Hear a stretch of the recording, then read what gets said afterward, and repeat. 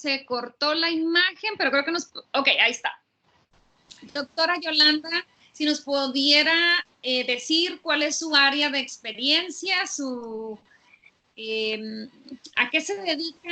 Hasta aquí en Tijuana yo sí sé, pero para los que no saben, si nos pudiera contar un poquito sobre usted. Muy bien, yo soy médico, egresado de la UNAM, soy médico familiar. Fui médico familiar de Seguro Social, 13, 15 años, y estudié psicoanálisis. Entonces tengo maestría en psicoterapia psicoanalítica. Mi experiencia en este sentido son aproximadamente 30 años. Wow. Y actualmente ejerzo en el Hospital Ángeles de Tijuana.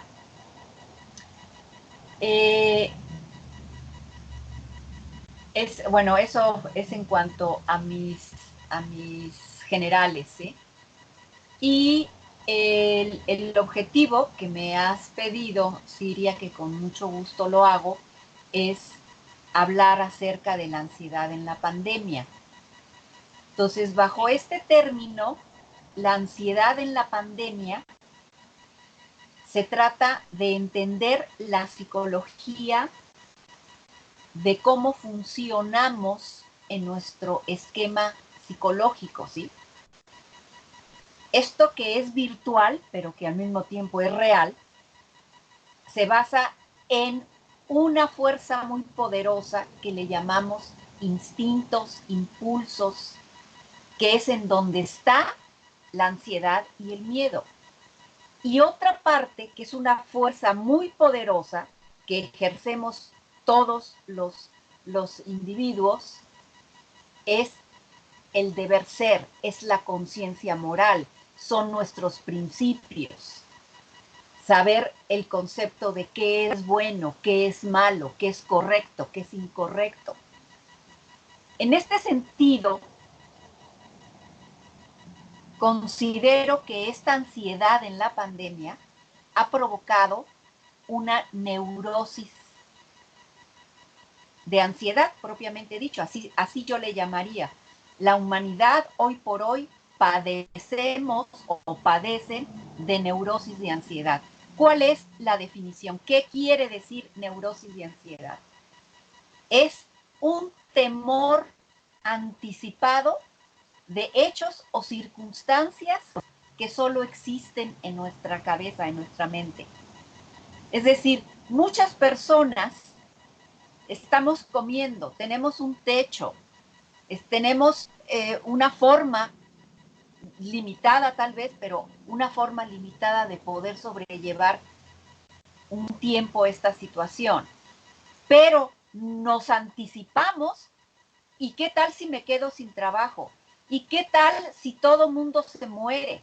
¿Y qué tal si me contagio? ¿Y qué tal si mi mamá o mi papá se enferman? ¿Y qué tal si mis hijos? ¿Y qué tal? O sea, es un bombardeo de anticipar hechos o circunstancias que solo en ese momento y en este momento existe en nuestra mente.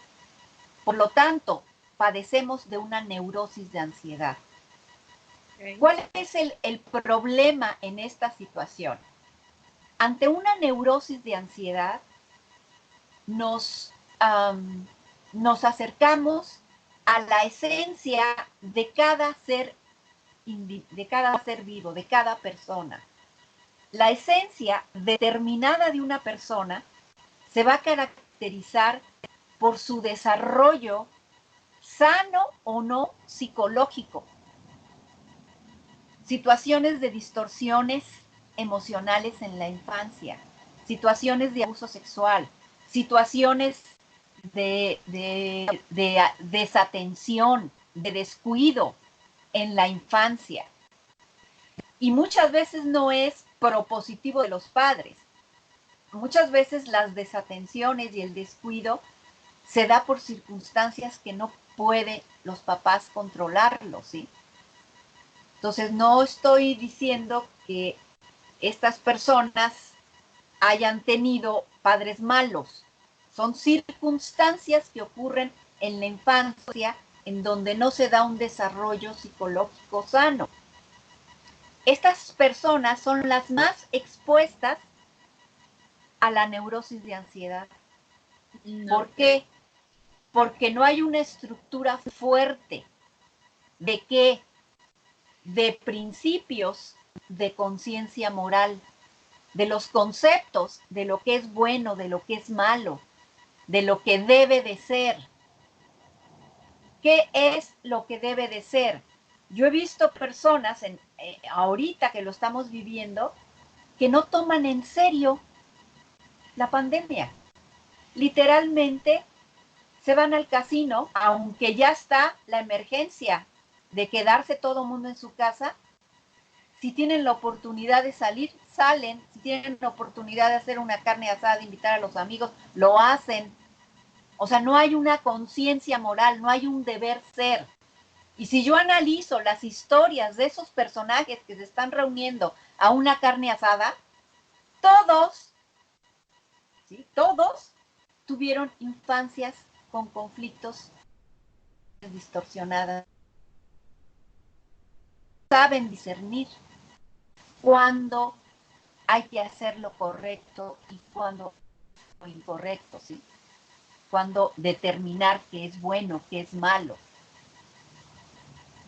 Tú me pides, Silvia, que yo pueda dar tips. Los tips ya se están dando. Ok. Es decir, los tips es qué debo de hacer. Concéntrate en tu presente. Lávate las manos. Aislamiento. Distancia física con las personas. Limpia tu casa. Quítate los zapatos antes de entrar a tu casa. O sea, haz lo correcto. Quien no lo hace son personas que evaden, que es otra distorsión del desarrollo. La evasión es un mecanismo psicológico que se instala porque la infancia fue tan fuerte, intensa y violenta que muchas veces los niños evaden. Se hace ese mecanismo, evadir el conflicto.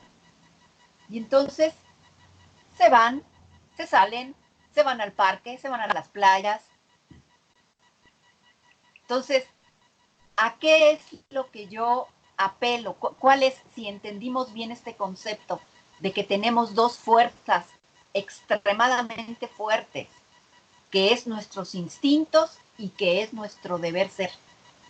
Que toda la vida el individuo está luchando. ¿Qué debo de hacer? Pero es que siento esto, es que siento lo otro, pero no sé qué debo de hacer. Cuando se logre emancipar estas dos fuerzas, somos personajes libres, armoniosos, tranquilos, nos va mucho mejor. Ahorita, cuando las personas tienen mucha ansiedad, tienen demasiada conciencia moral, demasiado deber ser, o sea, es demasiada ver de más. Ese es el gran problema.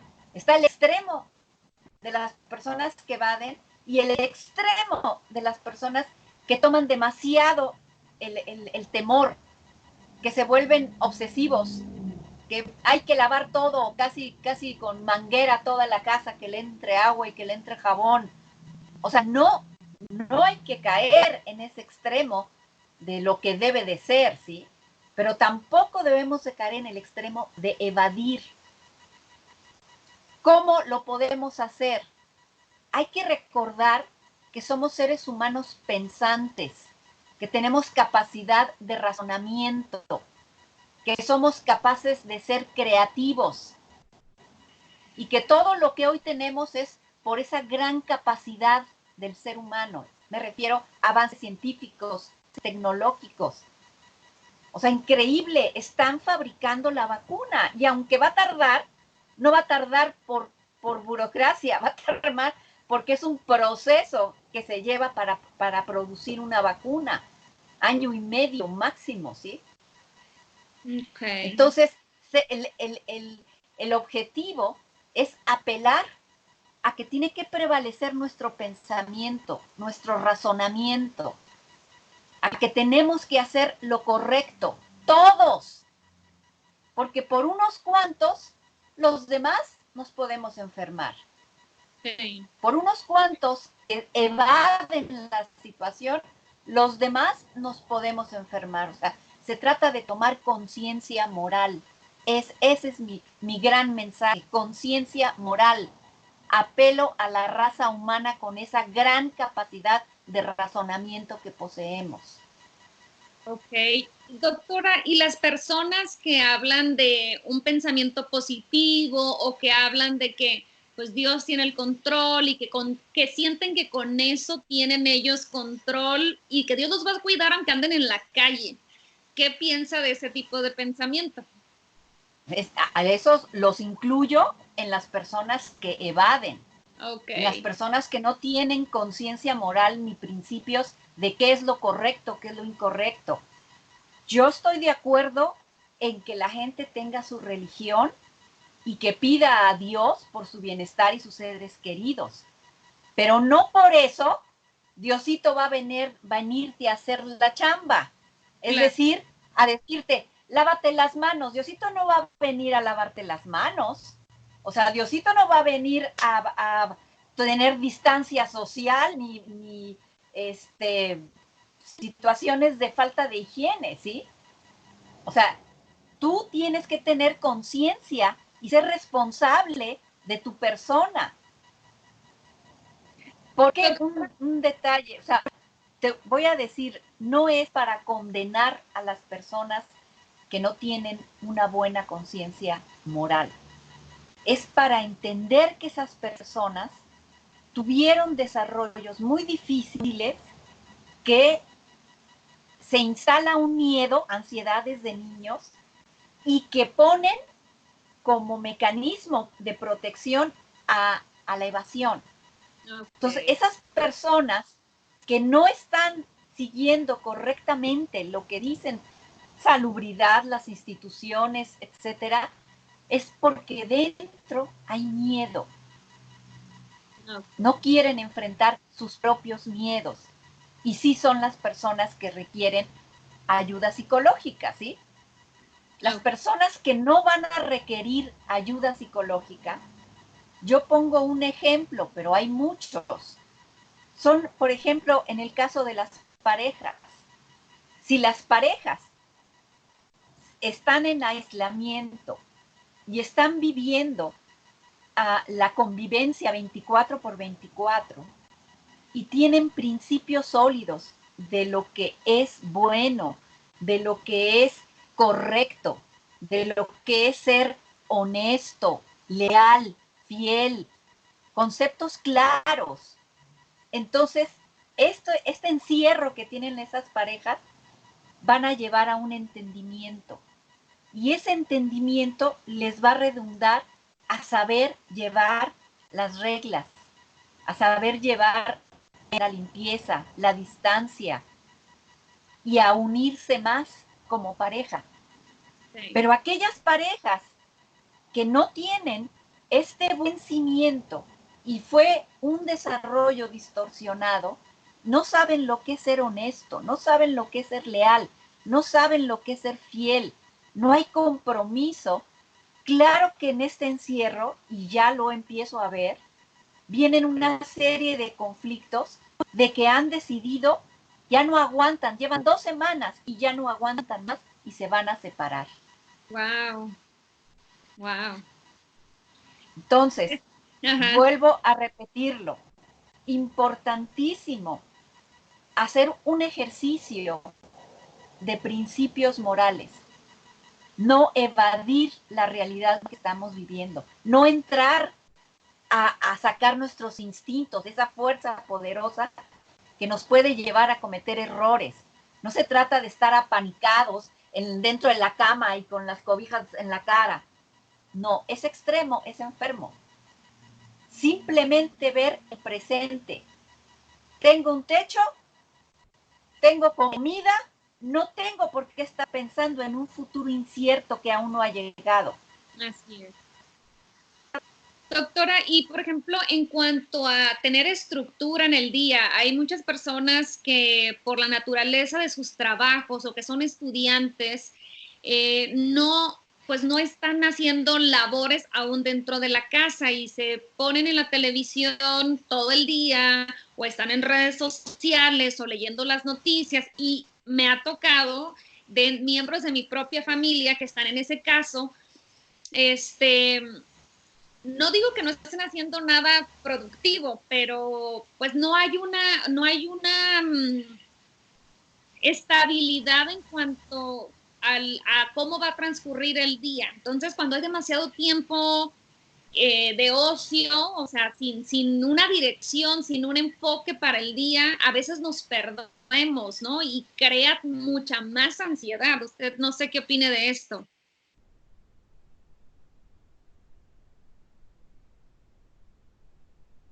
Tienes toda la razón. Esa es otra parte del sector de la población.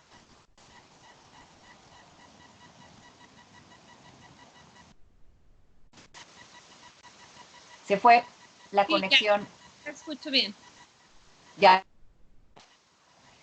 Ese es otro sector de la población, pero que también lo aterrizo a lo que acabo de decir. Okay. Los jóvenes que no tuvieron una estructura, me refiero a adolescentes, secundaria, preparatoria, ¿sí? O sea, este grupo, este sector de población, que es uno, y ahorita voy a hablar de esto, también está el sector de la población que son estudiantes universitarios, está el sector de la población que ya son profesionistas y que ven incierto el futuro. O sea, en este sentido tenemos que hablar de manera en secciones, ¿sí? Yo hace rato hablé de lo que es una pareja adulta, con hijos en una casa. Ok, los adolescentes dentro de su casa tienen que tener un deber ser, un compromiso. Es decir, la característica del adolescente es impulso, esa fuerza que yo explico. Impulso, es instinto, o sea, sacan todo lo que traen, porque es el desarrollo de estructuras sólidas se da desde que nacen hasta los 19 o 21 años de edad. Todo ese periodo el individuo va creando sus conceptos de lo que es bueno, de lo que es malo, de lo que es ser honesto, deshonesto, decir verdades, etcétera, etcétera, ¿sí? Entonces, claro que cometen fallas. El adolescente no, no tiene control, muchos no tienen control de sus impulsos.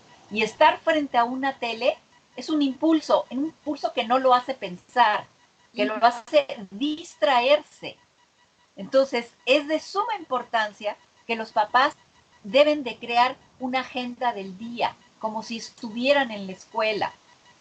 Las horas que tú tenías de televisión, de Nintendo, de iPhone, de platicar, que tú tenías antes del aislamiento, esas se respetarán.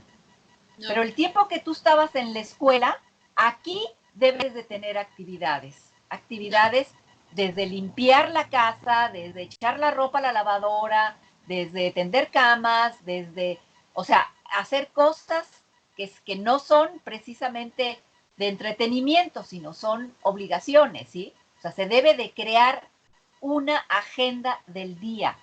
No se vale el que parece todos los días son domingo. No. O sea, tiene que seguir como si estuvieran en la escuela. Okay. Ese sector de la población. El ¿sí? no hacerlo creo que genera más ansiedad, ¿no? Sí, sí, por supuesto, porque saca mucho instinto, mucho impulso. No, okay. O sea, no hay un control. Al adolescente se le tiene que controlar sus impulsos. ¿Cómo? Canalizarlo. O sea, de repente algunos pueden tener un patio. Bueno, pues a lo mejor en el patio no hay nadie, ponte a correr, ¿sí? O ponte a hacer ejercicio dentro de tu cuarto, haz un régimen. En YouTube ahorita hay muchas personas del medio artístico que están sacando ejercicios de cómo estar en casa haciendo ejercicios. Sí. Con la mesa, con la puerta, con ¿sí? Entonces, hay manera de hacer una agenda y los jóvenes todos deben de meter en su agenda 2 horas de ejercicio, 3 horas de ejercicio físico, ¿sí? Por ejemplo, juegos de mesa, esos son excelentes para la gimnasia cerebral. Okay. Los chicos necesitan activarse en sus razonamientos, en su parte intelectual. El ajedrez, damas chinas, el dominó, el vagamon, o sea, todos estos juegos de estrategia provocan funcionamiento de nuestras neuronas. Hacer rompecabezas, ¿sí?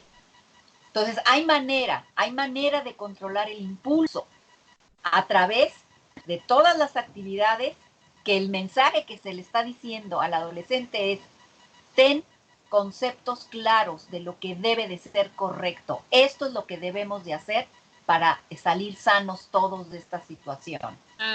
Okay. Crear fuerza, crear esa seguridad. Si yo le digo a mi hijo, ay, es que tengo miedo, es que a lo mejor nos vamos a morir, o sea, ¿qué estructura le está dando a sus hijos? Nada. O sea, se van a pelear, nadie va a obedecer, o sea, va a parecer una casa, pues, de locos, ¿sí? Sí. Entonces, los padres ahorita tienen la obligación de ser personas que identifiquen esa fuerza a la que yo hago alusión, que es la conciencia moral. ¿Qué debemos de hacer? Y hacerlo con fuerza, con energía, para que los hijos de esa manera se puedan guiar, ¿sí? Ok. Es muy tentador, hablando como adultos incluso, por ejemplo, los que no tenemos hijos, que no tenemos que tener esa estructura para mostrársela a nuestros hijos. Es muy tentador. Bueno, yo sí tengo trabajo y sí tengo esa estructura, pero hay mucha gente que pues pasa horas y horas en la televisión y es muy tentador porque no tienes hijos, porque no estás yendo a la oficina, estar frente a la televisión. Eso pareciera que es un escape y que nos da cierto confort, pero entiendo, yo creo que es algo temporal y eventualmente te sale el tiro por la culata, ¿no? O sea, que genera más ansiedad o te pierdes de la realidad, ¿no? Sí, te evades. Exactamente, es ese tipo de personas no tienen esa carga de deber ser sólidos, ¿sí? Es decir, están actuando de manera impulsiva, de manera instintual. Estoy en mi casa y mi instinto es sentarme, es decir, evadir la realidad. Tienes toda la razón, tarde que temprano, esa persona va a empezar a desesperarse, a estresarse, a llorar, a sentir miedo, porque no hizo en el diario vivir su agenda del día. Esas personas son las que más se les debe de recomendar. Haz ejercicio como comer todos los días. O sea, el ejercicio ahorita en las casas es algo que debe de ser. Okay. El ejercicio físico, ¿sí? Sí. Aparte de crearse determinadas actividades, como dije hace rato, ¿sí? O sea, la televisión, claro que es excelente, pero un par de horas, unas 3 horas, ¿sí? Debe de tener su Después lugar hay, en un momento. claro, y además se deben las personas de informar cómo va avanzando, cómo van controlando la enfermedad. O sea, no con el objeto de que entren en angustia, sino con el objeto de tener información. Y cuando tú tienes información, que es muy sabia la frase, quien tiene el conocimiento tiene el poder, pero adquirir el conocimiento correcto. Si a mí me están diciendo, Italia, España, aumenta día a día descomunalmente las personas que se contagian, ¿por qué se contagian? Y oyes, entrevistan, porque siguen saliendo a la calle, porque se siguen besando, porque no hay distancia física. Entonces, tengo que tomar el conocimiento y aplicarlo. Esto es real. Tengo que seguir lo que dicen las instituciones, lo que dice salubridad. O sea, tenemos que hacer caso allá en Estados Unidos, acá nosotros en México, hacer caso a lo que nos dicen. Otros casos que también demuestran evasión y que también hay mucho conflicto, es todo este asunto cuando ocurrió las primeras veces en Estados Unidos, las primeras muertes y los contagios, que los supermercados los vaciaron. Sí. O sea, literalmente, o sea, mucho se ha dicho por qué el papel higiénico, el papel del baño, es ese afán de comprarlo. Vaya, existe agua y jabón. O sea, no es así como que impredecible, ¿sí? Que es algo que se puede resolver. Claro. Y entonces yo estuve buscando y no encontré, pero buscando la respuesta, ¿sí? La respuesta a esta situación es una herida narcisista. Es decir, las personas hacen esto porque es como agarrarte de tu dignidad. La dignidad es el narcisismo. O sea, si yo pierdo en esta neurosis de ansiedad, porque son personas que viven en neurosis de ansiedad, si yo pierdo el papel del baño, que es lo que me da higiene, me da limpieza, me da sentirme de primer mundo, de civilización avanzada, porque no soy un animalito que hago en el campo, si yo pierdo esta parte, pierdo mi dignidad. Es decir, es una herida narcisista. Eso no me va a ocurrir a mí.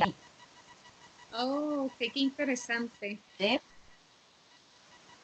También eso de vaciar los anaqueles es, pues, también dejar de pensar en el otro y nada más ver por mí, porque estoy segura que esas personas no consumen todo lo que están comprando.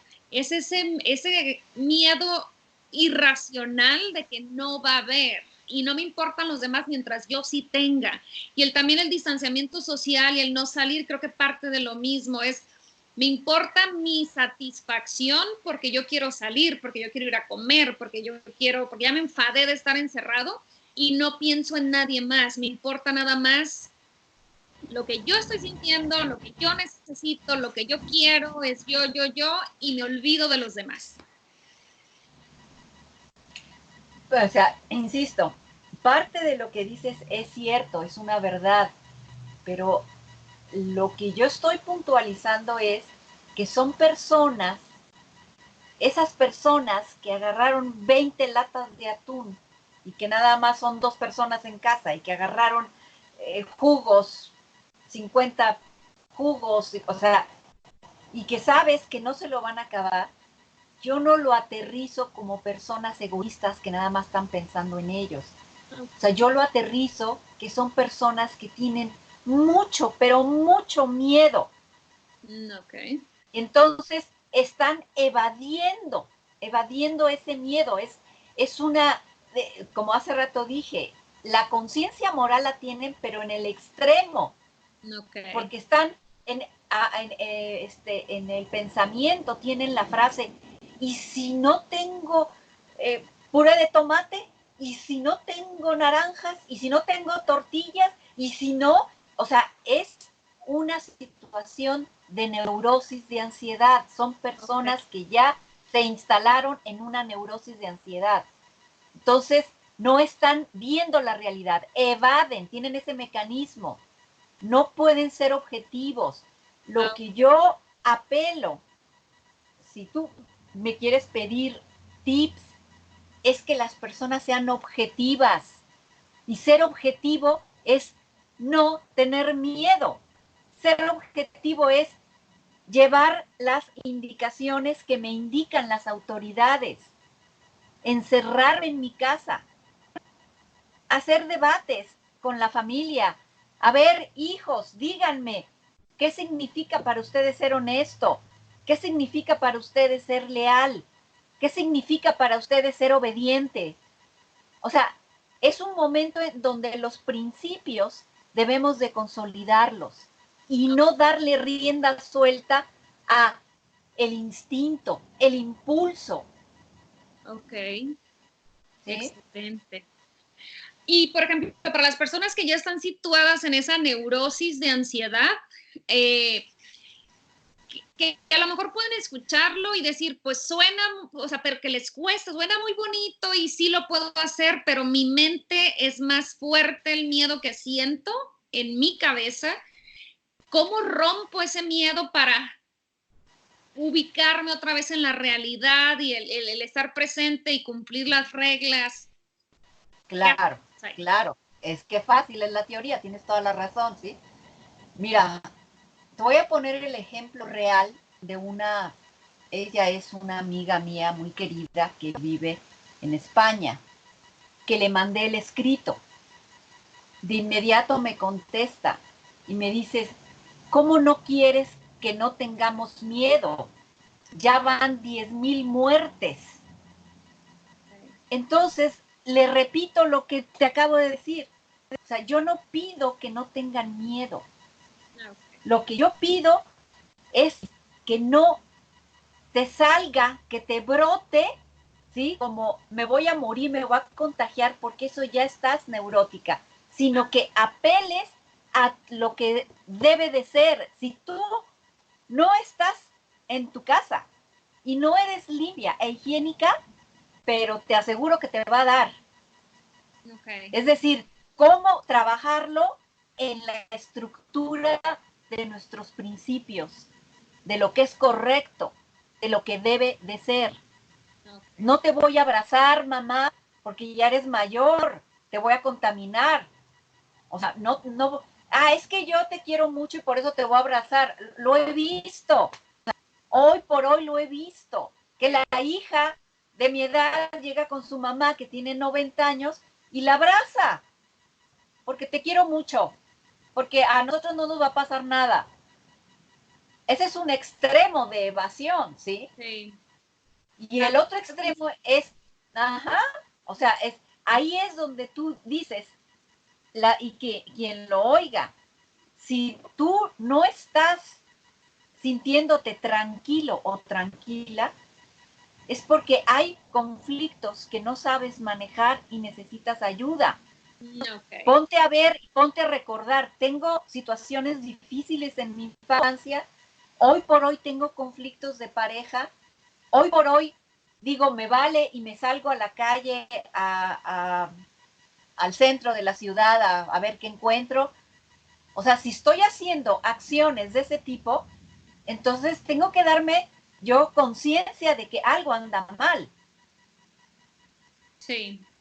Doctora, y por ejemplo, las personas que reaccionan con esta neurosis normalmente son personas que traen ya un recorrido, un caminito de neurosis que se han conducido en su vida de esta manera, pero ahorita está exponenciado, ¿no? Me imagino, no es algo que lo detonó simplemente el virus, sino que ya fue la cereza en el pastel. Así es. Ese es el gran problema. A nivel individual, la sociedad se está enfrentando a personas que tuvieron desarrollos psicológicos muy difíciles y que no solo eso es, sino precisamente por esas malas acciones, ahora se contagian. Ok. O sea, casi, digo, una persona que sigue las reglas no se va a contagiar. Totalmente. O sea, yo lo pondría así, quien se contagia fue por un accidente que pudo haber evitado. Ok, sí, totalmente. Doctora, y algo se me va. Ok, ahorita creo que las profesiones como la suya, como todo el personal dedicado a la salud, son ahorita primordiales, ¿no?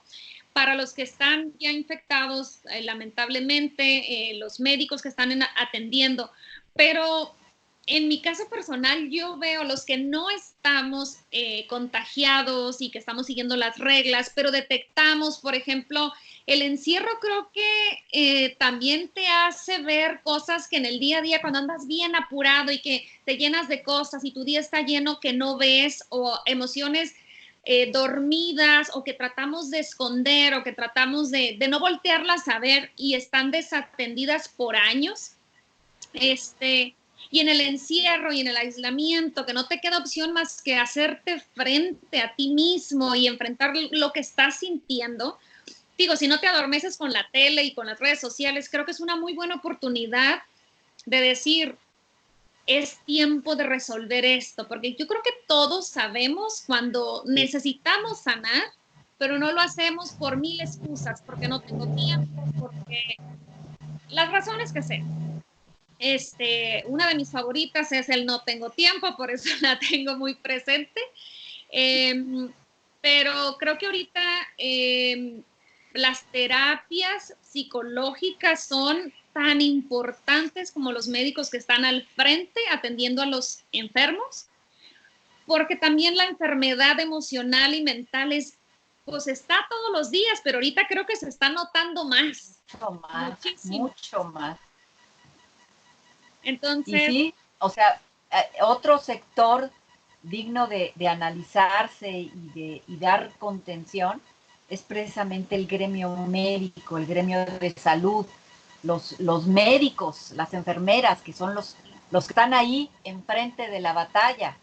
sí. O sea, ese espíritu de héroe es algo que desde acá nosotros aplaudimos, admiramos y respetamos.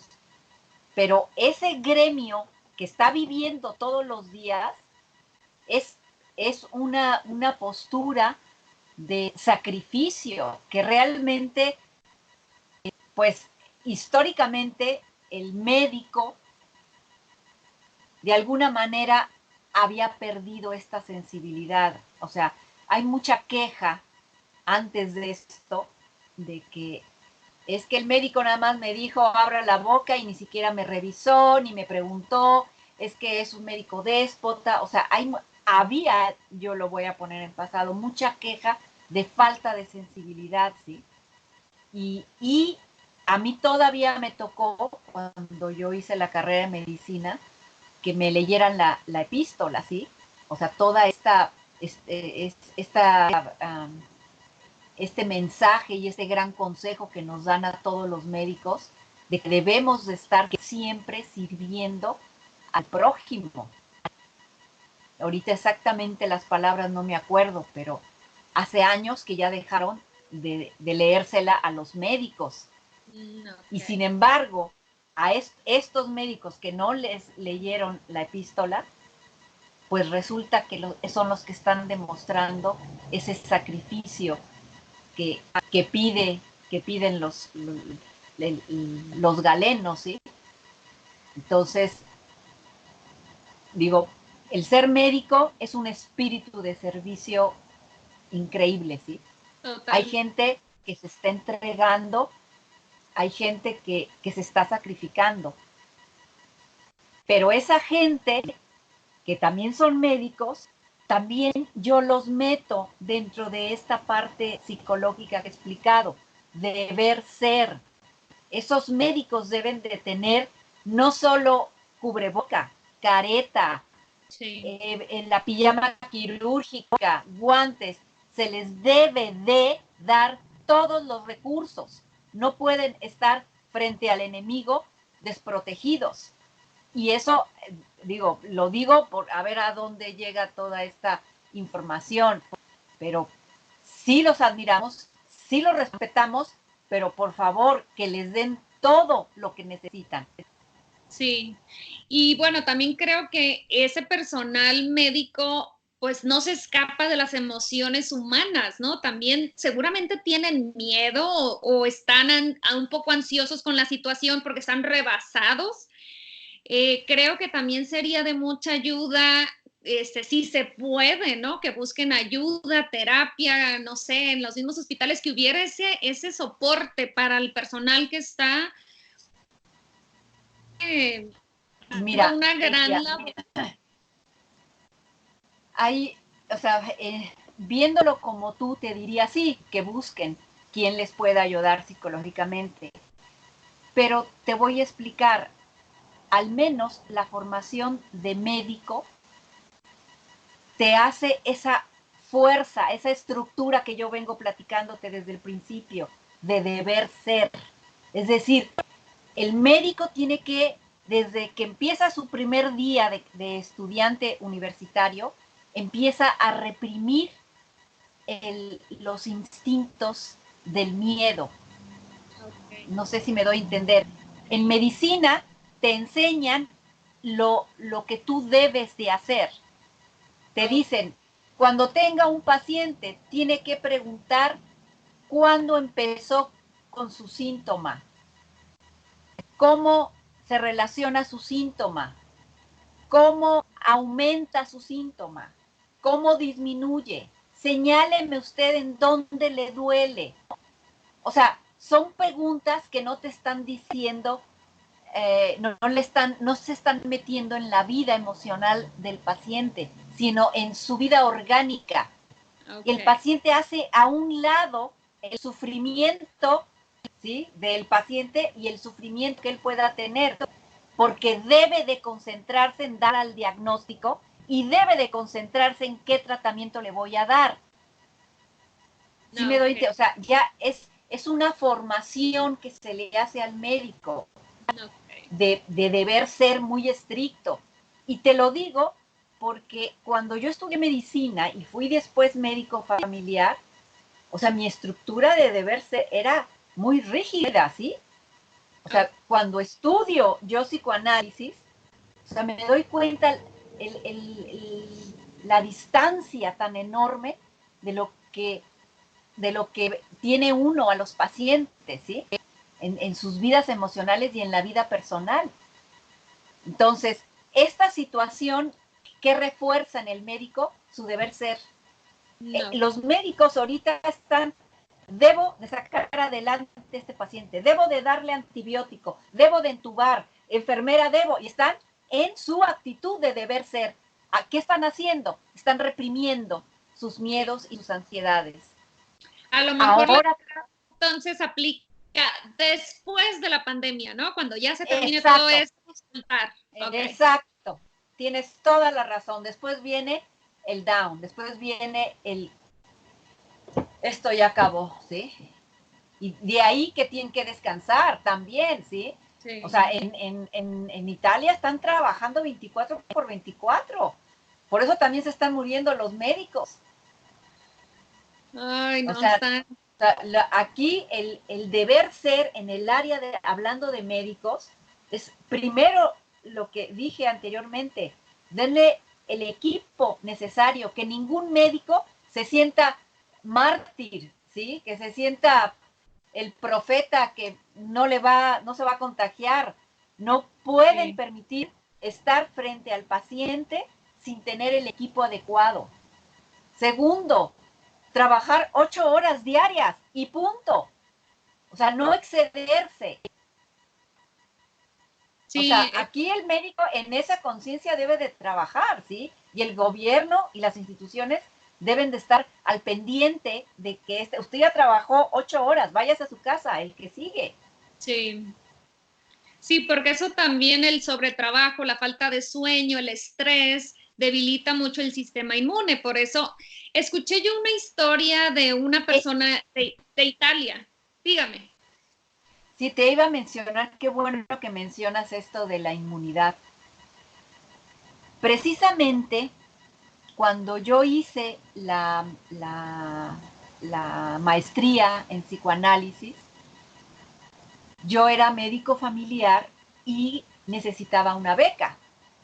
Entonces, para poder hacer la beca, tuve que hacer un protocolo de investigación para justificar mi maestría.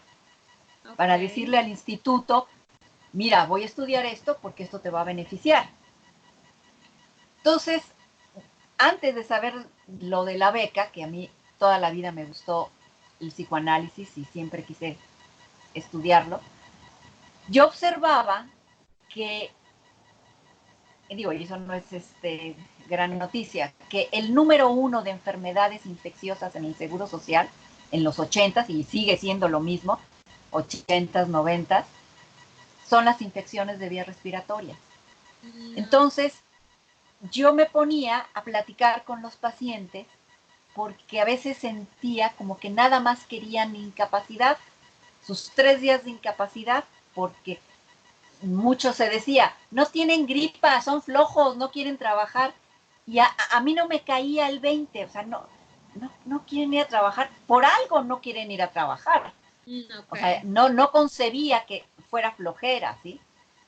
Y entonces yo me ponía a platicar y siempre resultaba que había conflicto en la pareja, que había conflicto con el jefe, que había conflicto de dinero, de pagos, de deudas.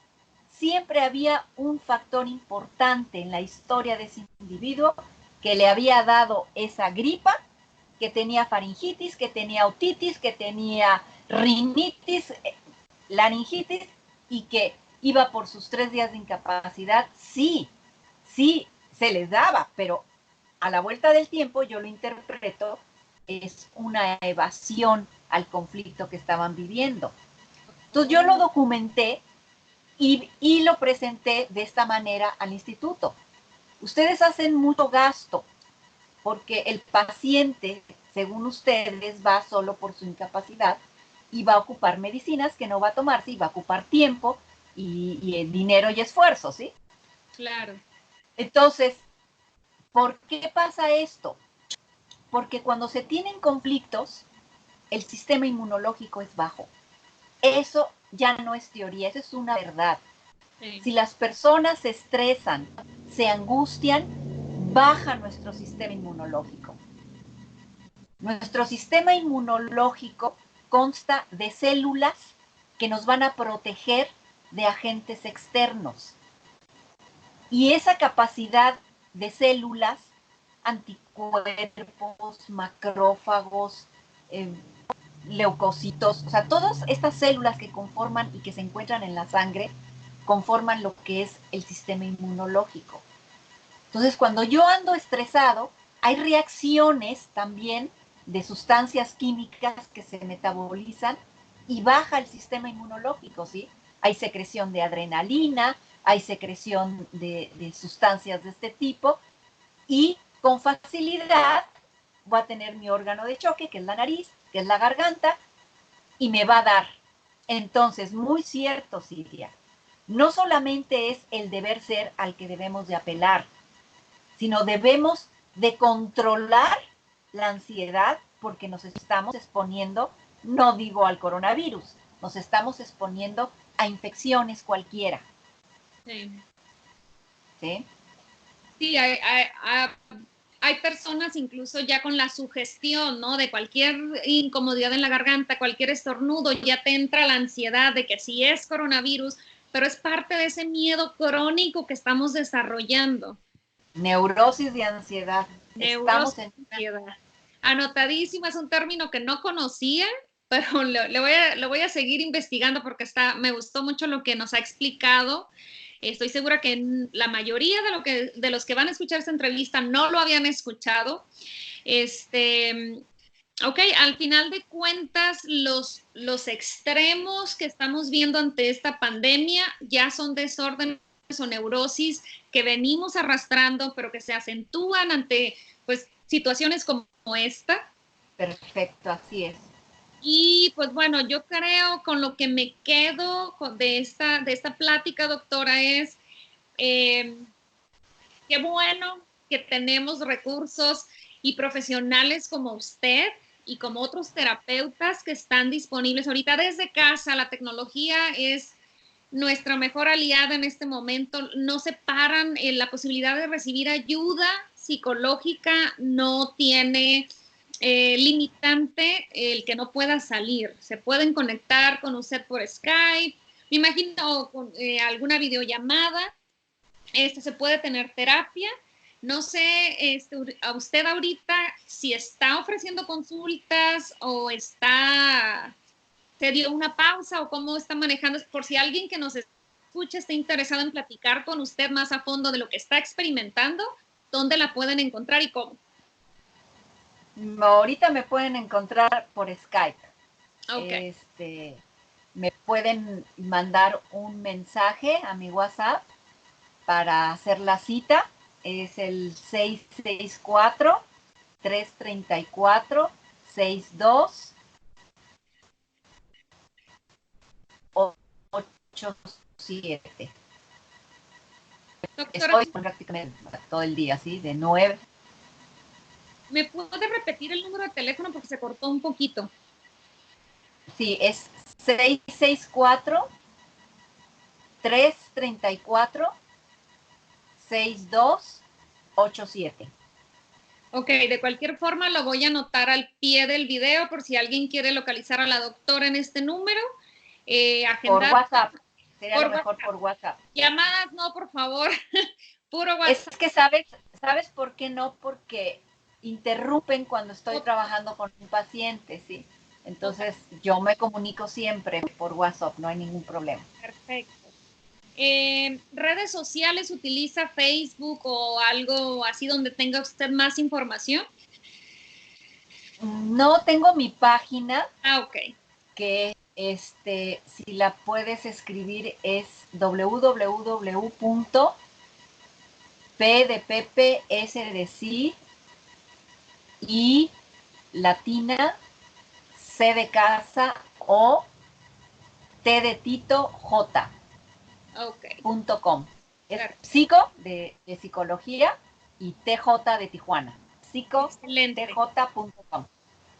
Y aunque la doctora físicamente consulta en el Hospital Ángeles de Tijuana, ahora sí que la tecnología es nuestra mejor aliada, la pueden contactar personas que no vivan en Tijuana para recibir ayuda. Si tú ya identificaste que estás en ese cuadro de neurosis, que el miedo te tiene paralizado, paralizada, ahorita es el momento. Ahorita creo que es el momento de sanar en todos los sentidos, no solamente a nivel físico, sino a nivel emocional. Tenemos esta pausa para tomar acción, no para adormecer nuestras emociones con la televisión o no para saltar a los 10,000 retos que hay de cocina, de ejercicios, de meditación, de bla, bla, bla, bla, bla, porque hay muchas opciones y qué bueno que hay muchas opciones, pero si no estás sano emocionalmente, nada de eso realmente pues te va a funcionar.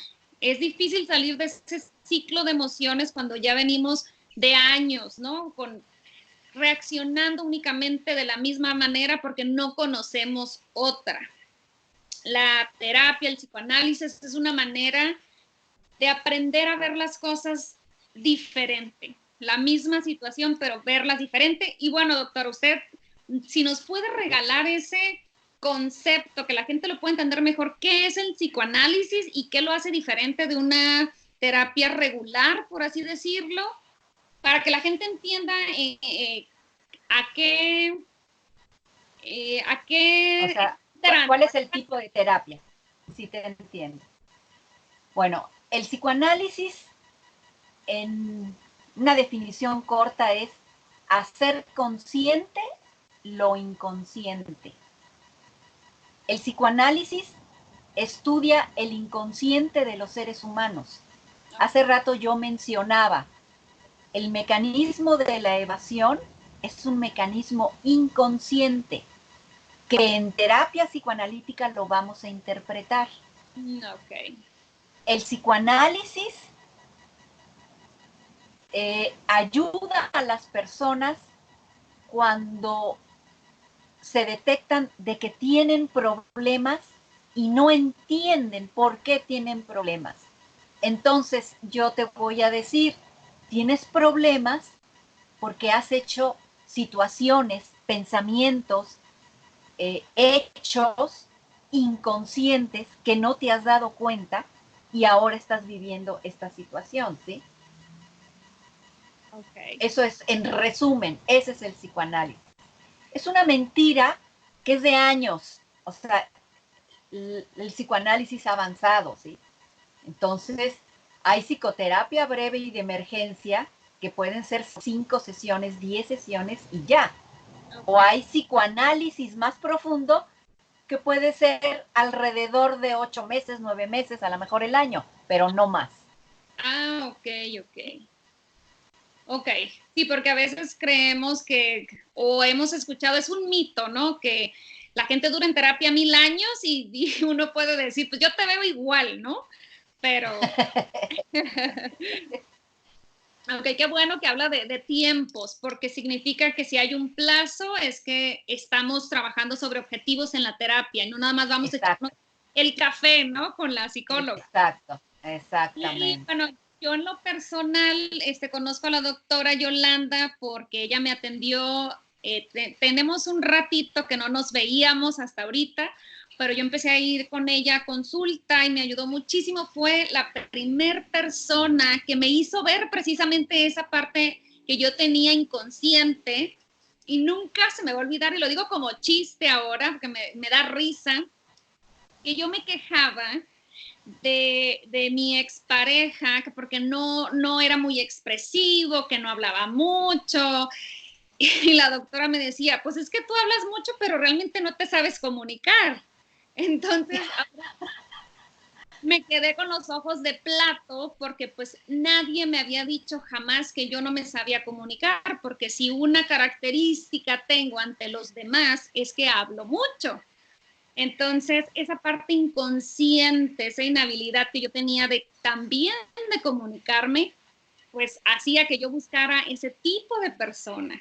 Y la verdad, eso me hace mucho sentido, me sigue haciendo mucho sentido y nunca se me va a olvidar. Precisamente es hacer, la terapia es hacerte ver cosas que tú no te das cuenta que estás haciendo y por qué las estás haciendo. Entonces, súper la recomiendo. La verdad es que se abren ventanitas que uno ni sabía, de cosas que uno hace y no sabes por qué las haces. Entonces está muy padre el psicoanálisis en particular.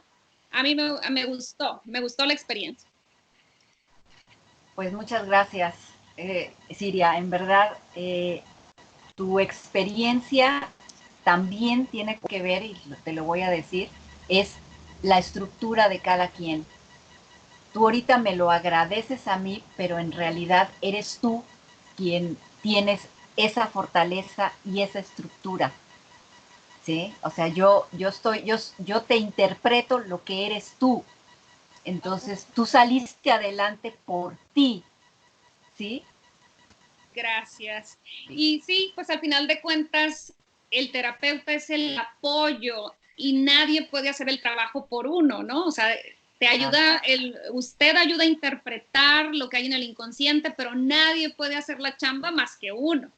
Así es, Es perfecto. padre también entender eso para empoderarnos. Pues bueno, Eso. doctora, le agradezco muchísimo su tiempo, me encanta platicar con usted, me encanta toda la sabiduría que tiene, espero verla pronto en consulta y espero que mucha gente se haya topado con esas chispitas que les llamen a buscar ayuda si se identificaron con alguno de los escenarios o grupos de personas de los que usted nos habló. Y yo voy a poner todos los datos para que la puedan encontrar, que la puedan contactar y que mucha gente pueda recibir ayuda pues en esta situación que estamos viviendo. Perfecto. Muchas gracias, Siria. Te lo Cuídese. agradezco mucho. Un Un abrazo abrazo muy fuerte virtual. virtual. Muchas gracias, doctora. Hasta luego. Hasta luego. Gracias.